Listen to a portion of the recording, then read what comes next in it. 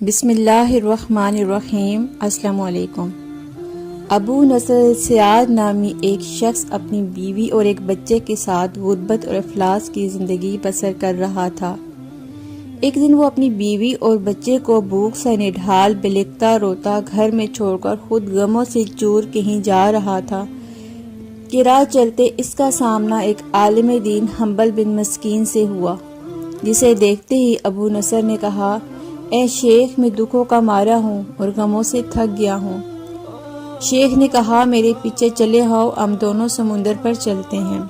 سمندر پر پہنچ کر شیخ صاحب نے اسے 2 رکعت نفل نماز پڑھنے کو کہا۔ نماز پڑھ چکا تو اسے ایک جال دیتے ہوئے کہا، اسے بسم اللہ پڑھ کر سمندر میں پھینکو۔ جال میں پہلی بار ہی ایک بڑی ساری عظیم شاہ مچھلی پھنس کر باہر آ گئی۔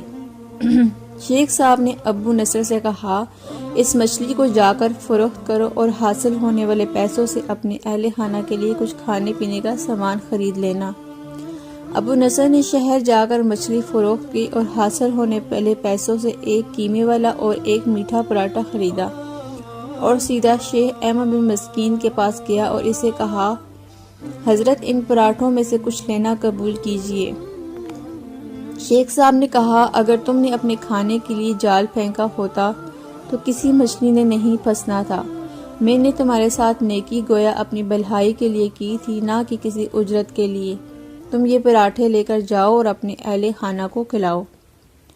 ابو نصر پراٹھے لیے خوشی خوشی اپنے گھر کی طرف جا رہا تھا کہ اس نے راستے میں بھوکوں سے ماری ایک عورت کو روتے دیکھا، جس کے پاس ہی اس کا بے حال بیٹا بھی بیٹھا تھا۔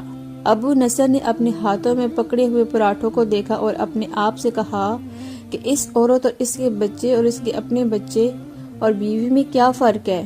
معاملہ تو ایک جیسا ہی ہے، وہ بھی بھوکے ہیں اور یہ بھی بھوکے ہیں۔ پراٹھے کن کو دے؟ عورت کی آنکھوں کی طرف دیکھا تو اس کے بہتے آنسو نہ دیکھ سکا اور اپنا سر جھکا لیا۔ پراٹھے عورت کی طرف بڑھاتے ہوئے کہا، یہ لو، خود بھی کھاؤ اور اپنے بیٹے کو بھی کھلاؤ۔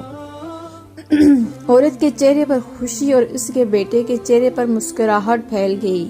ابو نصر غمگین دل لیے واپس اپنے گھر کی طرف یہ سوچتے ہوئے چل دیا کہ اپنے بھوکے بیوی بیٹے کا کیسے سامنا کرے گا۔ گھر جاتے ہوئے راستے میں اس نے ایک منادی والا دیکھا جو کہہ رہا تھا، ہے کوئی جو اسے ابو نصر سے ملا دے؟ لوگوں نے منادی والے سے کہا، یہ دیکھو تو یہی تو ہے ابو نصر۔ اس نے ابو نصر سے کہا، تیرے باپ نے میرے پاس آج سے 20 سال پہلے 30,000 درم امانت رکھے تھے، مگر یہ نہیں بتایا تھا کہ ان پیسوں کا کیا کرنا ہے۔ جب سے تیرا والد فوت ہوا ہے میں ڈھونڈتا پھر رہا ہوں کہ کوئی میری ملاقات تجھ سے کرا دے۔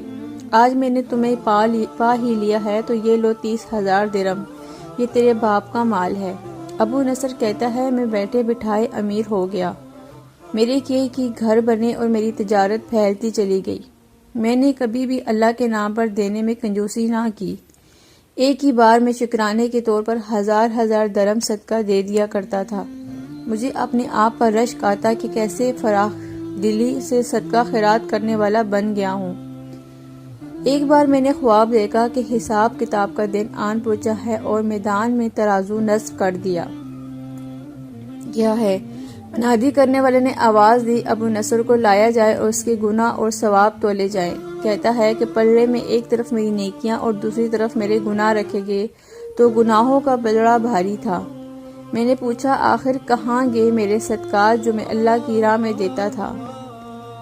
تولنے والوں نے میرے صدقات نیکیوں کے پلڑے میں رکھ دیے۔ ہر 1000 درم کے صدقے کے نیچے نفس کی شہوت، میری خود نمائی کی خواہش اور ریاکاری کا ملمہ چڑھا ہوا تھا، جسے اس صدقات کو روئی سے بھی زیادہ ہلکا بنا دیا تھا۔